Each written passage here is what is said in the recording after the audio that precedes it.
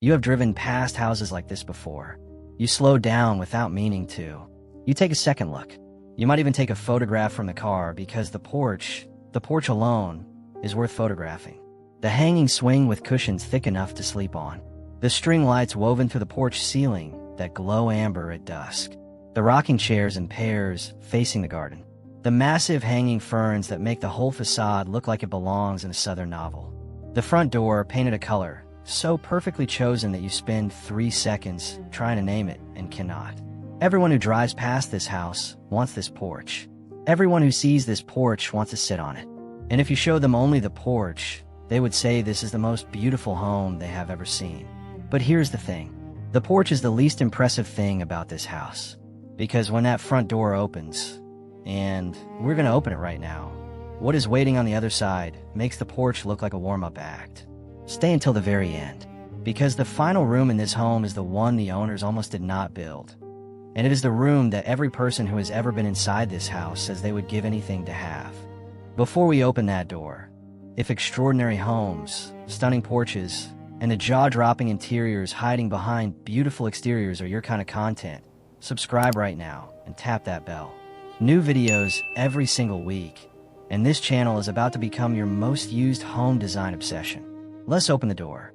Let's spend a full moment on the porch because it deserves it, and because understanding what makes it so extraordinary sets up everything that comes after. In 2026, homeowners are installing expressive front entrances, eager to have their outdoor spaces mirror the same style of their indoor space, and create an explosion of style on the streets.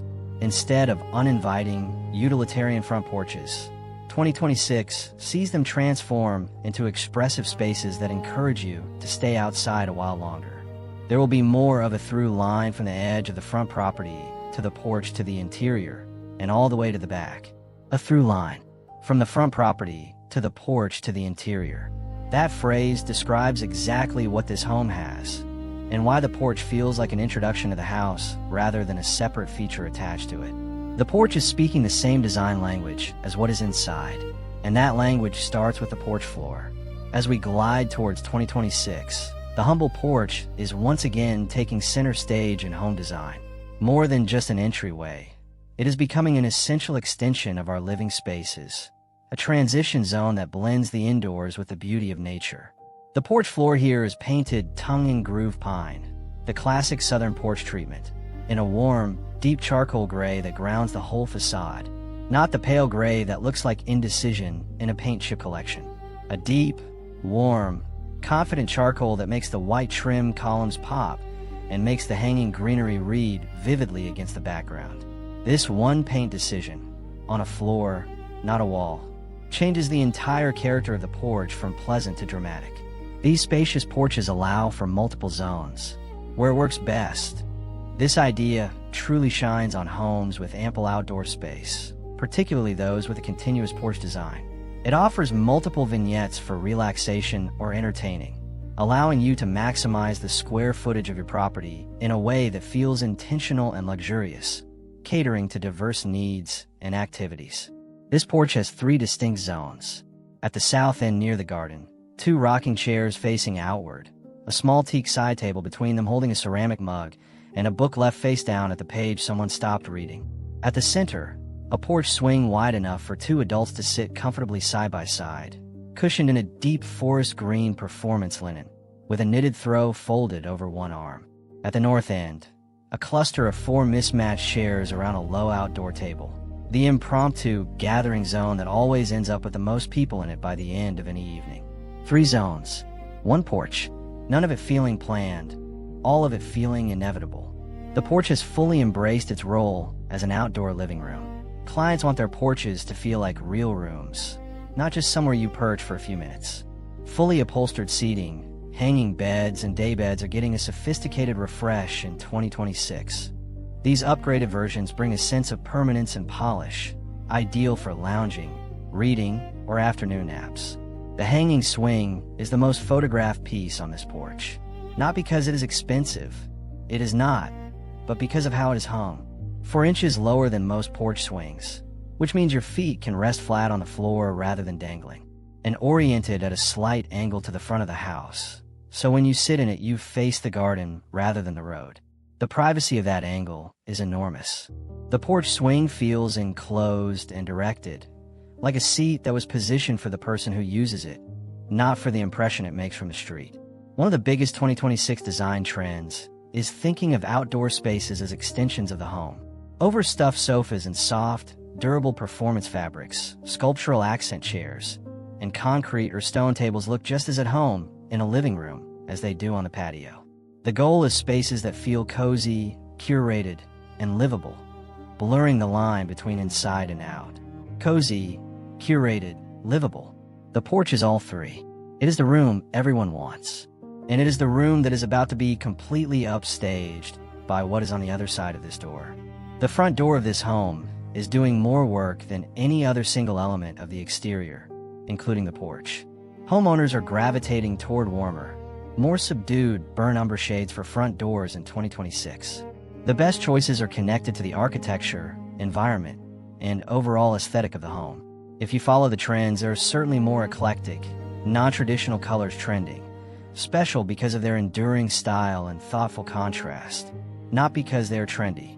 This door is a deep, warm burnt umber, a tone that sits between terracotta and chocolate, catching different undertones depending on the quality of light hitting it.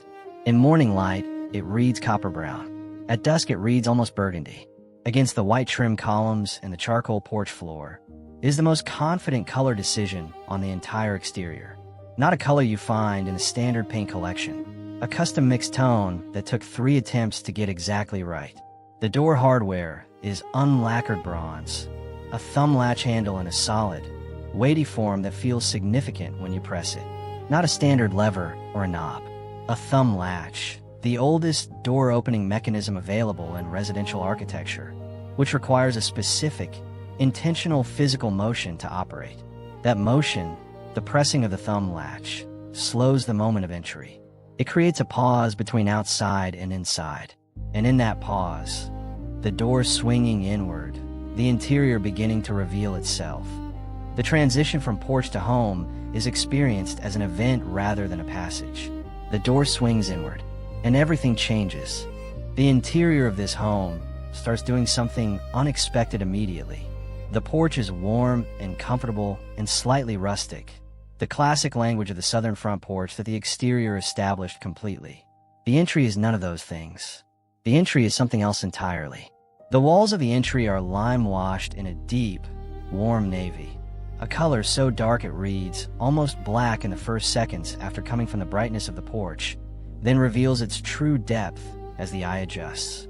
A deep, rich, unmistakably blue-black that makes the entry feel like stepping into a jewel box. The porch was the preview. This is the film. Homeowners will install expressive front entrances as they are eager to have their outdoor spaces mirror the same style of their indoor space. Instead of uninspiring, utilitarian front spaces, 2026 sees them transform into expressive spaces that encourage you to stay. The floor in the entry is a large format terracotta tile, handmade, slightly irregular in both shape and glaze, laid in a herringbone pattern that draws the eye forward toward the great room beyond. The ceiling is tongue and groove pine, painted in the same warm charcoal as the porch floor, creating the through line between outside and inside that the design of this home was built around. You're still in the same house. The porch and the entry are in conversation, but the interior has turned up the contrast, the intimacy, the color, the material, to a level the porch never attempted. A single brass sconce on each side of the entry, warm-toned, flame-shaped, mounted at eye height, casts the lime-washed navy walls in amber light that makes the blue go warm and the space feel like the most intimate room in the building. On the entry console, a narrow solid walnut piece, 3 legs rather than 4, hung from a wall so the herringbone floor is uninterrupted beneath it, a ceramic vessel with a single dried palm frond, a small stack of books, and a hand-thrown bowl holding keys. 3 objects. The entry is the room that tells you who lives here before you have met them. Through the entry, which is barely 12 feet long, but feels like a full room because of what it contains, and into the great room. The contrast with the entry is deliberate and dramatic. The entry was intimate, dark, jewel-like. The great room is the opposite in every dimension. 18-foot ceiling at the peak. A wall of French doors on the south facade bringing the garden and the afternoon light directly into the room. White oak floors, wide plank, warm honey, uninterrupted from the last tile of the entry herringbone all the way to the back wall glass. And the ceiling that is the single most extraordinary architectural element in this home. The great room ceiling is exposed painted pine board, the tongue and groove that runs through the porch and the entry, here in its grandest expression, painted in a warm white that catches the light from the French doors and glows. The structural beams crossing the room are unpainted, left in their natural Douglas fir tone, a warm honey against the white of the ceiling boards between them. The dialogue between painted white ceiling and natural honey beam is the great room's defining aesthetic moment. Warm timber against bright paint, old against new. The grain of the beam against the smoothness of the painted board beside it. One of the biggest 2026 design trends is thinking of outdoor spaces as extensions of the home. Homeowners are no longer settling for a single-purpose layout. They want a dynamic space that supports dining, lounging, entertainment, and even remote work. The great room is not a single space. It is three. The kitchen zone of the north and behind a kitchen island of natural limestone. The dining zone anchored by a round pedestal table in antique walnut with 6 mismatched chairs. And the living zone of the south end where the French doors open to the garden and the afternoon light pools on the white oak floor in long golden rectangles that move slowly across the room as the day progresses. The fireplace in the living zone is the room's focal point. Cast iron, original to the house's era, restored to full working order and surrounded by a fresh surround of handmade zellage tile in a warm cream glaze. The mantel is solid pine, painted in the same warm charcoal as the porch floor and the entry ceiling. The through line is everywhere. Every room in this house is in conversation with every other room, and the thread running between them is that specific, warm, deeply confident charcoal tone that starts on the porch floor and ends at the back of the house. The kitchen in this home is where most guests stop, look at the owner, and say how. Because the kitchen is the most beautiful and the most unexpectedly sophisticated space in the house, and it achieves its sophistication through restraint rather than expense. The cabinetry is shaker style in a warm off-white, not the cool blue-white of the previous decade's shaker kitchens, but something warmer, almost cream, that reads as old rather than new. The lower cabinets are the same warm off-white. The upper section has no upper cabinets, replaced entirely by open shelving in the same Douglas fir as the great room beams. The material connection between the kitchen shelves and the ceiling beams 12 feet overhead creates a visual thread that ties the kitchen into the room's entire material language. The island is limestone, a 3-inch thick slab of warm cream limestone with a slightly rough-hewn edge, 10 feet long, sitting on a base of the same off-white shaker cabinetry as the perimeter. The limestone is honed rather than polished, matte, warm, slightly porous feeling without being delicate. It is the countertop that makes people put their hands on it without being asked. The kitchen faucet is unlacquered brass, the same finish as the entry sconces and the porch hardware. The through line of the brass runs from the front of the property to the back of the kitchen, creating the most subtle and most cohesive design decision in the home. You would never notice it consciously. You feel it as a sense that this house was designed by someone who thought about the whole thing rather than each room separately. Down the hallway from the great room, the same white oak floor, the same painted pine ceiling, a gallery of framed black and white photography and mismatched frames lining both walls, and into the primary suite. The bedroom walls are in the same warm navy lime wash as the entry. The first room in the house interior that directly echoes the entry's color, creating a frame effect where the most private room of the house mirrors the first room you walk into. Both navy, both intimate, both feeling like the home is gathering itself inward at its most personal points.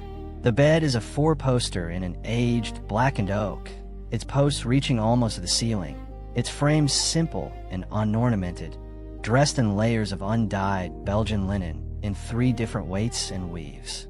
Morning light enters through 2 tall windows on the east wall, sheer linen curtains filtering rather than blocking, the room filling with a diffuse warm light that makes the navy walls glow rather than absorb. At 7 in the morning, this bedroom is the most beautiful room in the house. At midnight, it is the most restful. The bathroom is the room guests ask about most. Terrazzo floors and a warm cream base with terracotta and brass chip aggregate. The same color family as the entry herringbone tile and the porch floor charcoal, all three textures in conversation. A double vanity in the same Douglas fir as the kitchen shelves and the great room beams. An unlacquered brass faucet.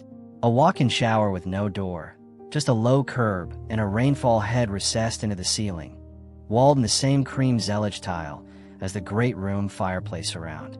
Every material in this bathroom is a room in the house. The bathroom is the house in miniature.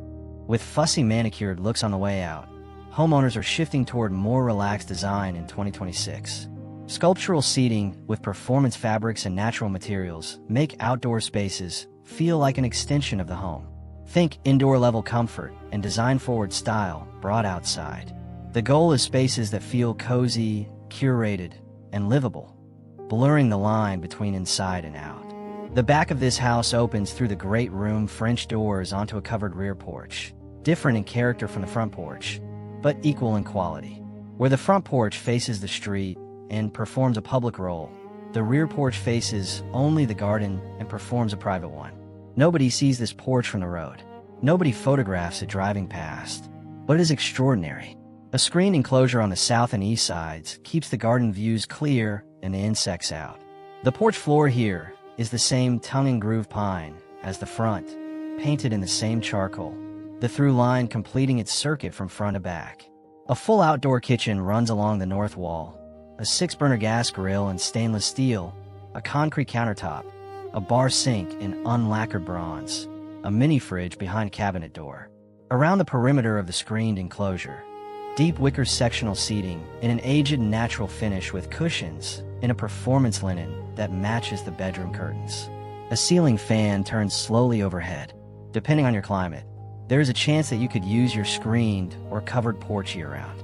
Homeowners want a dynamic layout that supports dining, lounging, entertainment, and even remote work. This rear porch is used every day, not occasionally, not for entertaining. Every day, morning coffee, afternoon work calls with a laptop on the wicker ottoman, evening dinners at the teak table that seats 8 when the leaf is inserted. It is the room the family spends the most time in, and it is the room that nobody who drove past the front of this house would guess exists. Here it is, the room the owners almost did not build. The room that every person who has ever been inside this house says they would give anything to have. It is the library, a room off the hallway between the primary suite and the great room. Added to the plans at the last minute when the architect convinced the owners that the extra square footage was worth it. A room that almost became a second guest bedroom. A room that, if the owners had made the more practical decision, would have been a bedroom nobody particularly wanted to sleep in rather than the most extraordinary room in the house. The library is 12 feet by 14 feet. Its walls, all 4 of them, floor to ceiling, are built-in bookshelves. Not shelves as display, shelves as structure. Books running from the floor to the 10-foot ceiling on every wall, with a rolling brass rail ladder on each of the 2 longest walls providing access to the upper sections. The ceiling is the same exposed pine board as the great room, but here, painted in a deep, warm terracotta that echoes the entry herringbone tile and connects the library to the house's color sequence in the most unexpected and most satisfying way. In the center of the room, 2 deep, wingback chairs in a worn cognac leather facing each other across a small round table in solid walnut. 1 lamp on the table, a small reading lamp clipped to the shelf beside each chair. No overhead light. The room is lit entirely by the lamps and by the single window that faces the garden. That window. On a clear afternoon, the light from the garden comes through this window and falls across the leather of the nearest chair and the spines of the books on the wall behind it, and the room is, in that light, the most beautiful room in the house. The most important room in the house. The room the owners almost did not build. Every person who enters it asks the same question. Can I stay here for a while? The answer is always yes. So there it is. The home everyone wants because of the porch and the interior that makes the porch look like the opening act. A charcoal-floored front porch with 3 zones, a hung swing at the perfect height, and a burnt umber front door on a bronze thumb latch that slows the moment of entry into something worth savoring. A jewel box entry in deep navy limewash with handmade terracotta herringbone tile and 2 brass sconces. A great room where painted pine ceiling boards and natural Douglas fir beams carry the same material language as the porch outside. A kitchen of cream shaker cabinetry in warm limestone with Douglas fir open shelves that connect to the beams 12 feet above. A primary suite in the same navy as the entry where morning light makes the walls glow. A rear porch that the family uses every single day. And a library, the room that almost did not get built, where 2 leather chairs and floor-to-ceiling books and terracotta ceiling and 1 garden window create the most extraordinary room in the house. There will be more of a through line from the edge of the front property to the porch to the interior and all the way to the back. The homeowner's mark on the entire property will be more evident than ever. The through line in this home is everywhere. Charcoal paint, unlacquered brass, Douglas fir, warm navy, handmade tile. The same design voice speaking in every room, from the front porch to the library at the back of the building. That is what makes a home extraordinary. Not one beautiful room, the through line between all of them. If this video made you want to move into this house immediately, smash that like button right now. It genuinely helps more people find this channel. Subscribe for extraordinary home tours, design deep dives, and beyond the front door reveals every single week. And drop a comment below. Which room in today's home would you move into first? The porch? The library? The great room? The navy entry? Or the rear porch where the family spends every single evening? I read every single one. See you inside the next extraordinary home.